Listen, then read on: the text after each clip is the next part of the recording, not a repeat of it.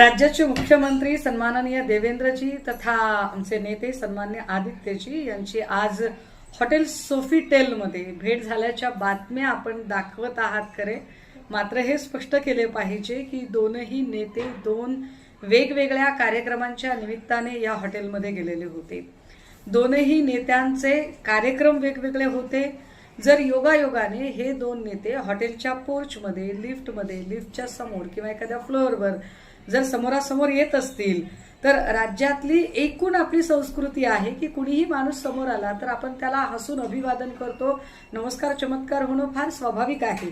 मात्र त्यावरून लगेच सुतावरनं स्वर्ग गाठणं आणि काहीतरी राजकीय घडामोडीच चालू आहेत का असं म्हणणं मला असं वाटतं की फारच प्रीमॅच्युअर स्टेटमेंट असेल।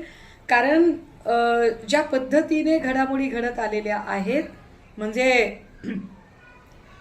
विरोधी पक्षनेते अंबादास दानवे यांच्या एकूण निरोप समारंभाच्या निमित्ताने जे काही राज्याच्या मुख्यमंत्र्यांनी भाषण केलेलं होतं, या भाषणामध्ये बऱ्याचदा असं होतं की अशा प्रकारचे प्रसंग जेव्हा येतात तेव्हा नर्म विनोदी शैलीमध्ये किंवा एक कोपरखळ्या मारत एकमेकांना जुगलबंदीच्या शैलीमध्ये भाषणं केली जातात। त्या आशयाचं ते भाषण होतं।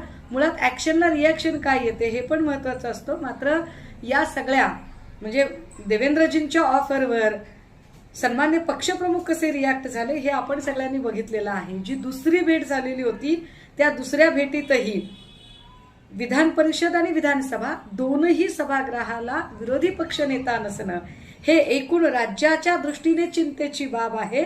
आणि महत्त्वाचं आमचे नेते सन्माननीय भास्करदादा जाधव यांचं नाव विरोधी पक्षनेते पदाचा प्रस्ताव आम्ही ठेवलेला आहे, त्याचं काय झालं हा एक मुद्दा। आणि दुसरा म्हणजे हिंदी सक्तीचा मुद्दा। या दोन मुद्द्यांवरची ती चर्चा होती आणि आजची तर मुळात भेटच झाली की नाही यावर कुठलीही आपल्याकडे ठोस माहिती उपलब्ध नाही। त्यामुळे आत्ताच अशा कुठल्याही गोष्टींवरून आपण स्वतःवरून स्वर्ग गाठण्याचं काहीच कारण नाहीये। इतकंच।